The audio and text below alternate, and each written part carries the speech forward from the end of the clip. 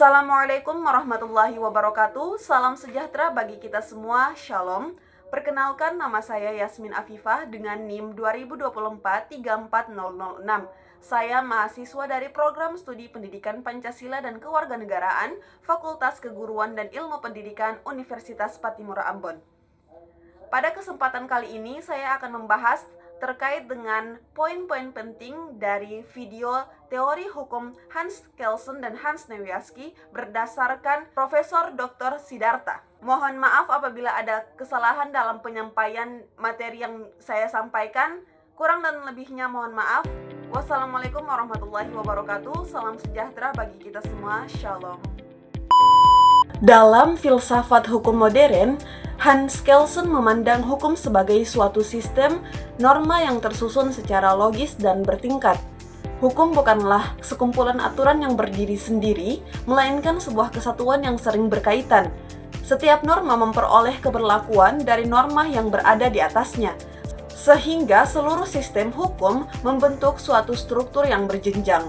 Konsep inilah yang dikenal sebagai Stufenbau des Rechts atau teori jenjang norma hukum. Menurut Kelsen, suatu norma hukum tidak memiliki kekuatan yang mengikat dengan sendirinya. Keberlakuannya selalu bergantung pada norma yang lebih tinggi yang memberikan dasar kewenangan untuk membentuk norma tersebut.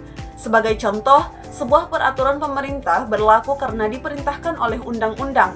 Undang-undang berlaku karena dibentuk berdasarkan ketentuan konstitusi.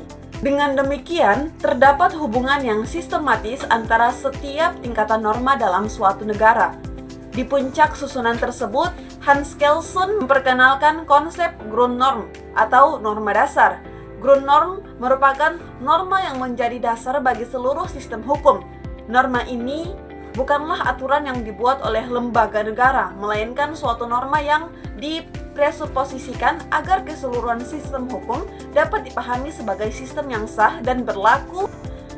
Dengan adanya Grundnorm, seluruh norma yang berada di bawahnya memperoleh legitimasi dan dapat diberlakukan secara konsisten.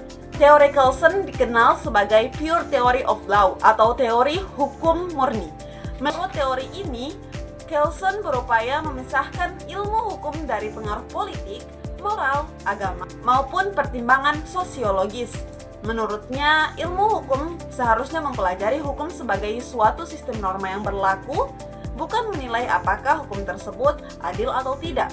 Dengan demikian, fokus utama teori ini adalah struktur dan validitas norma hukum. Gagasan Hans Kelsen kemudian dikembangkan lebih lanjut oleh Hans Nawiaski. Apabila Kelsen lebih menekankan hubungan logis antar norma, Nawiaski memberikan penjelasan yang lebih konkret mengenai susunan norma dalam praktik ketatanegaraan. Menurut Hans Nawiaski, norma hukum dalam suatu negara dapat dibedakan ke dalam beberapa tingkatan. Tingkatan pertama adalah norma fundamental negara atau Staatsfundamental Norm, yaitu norma yang menjadi landasan paling mendasar bagi berdirinya suatu negara. Dari norma fundamental tersebut, lahirlah norma dasar negara atau Staatsgrundgesetz yang mengatur pokok-pokok organisasi negara dan menjadi dasar pembentukan peraturan yang lebih rinci. Di bawahnya terdapat norma formil atau Formelgesetz, yaitu norma yang dibentuk melalui prosedur pembentukan undang-undang oleh lembaga yang berwenang.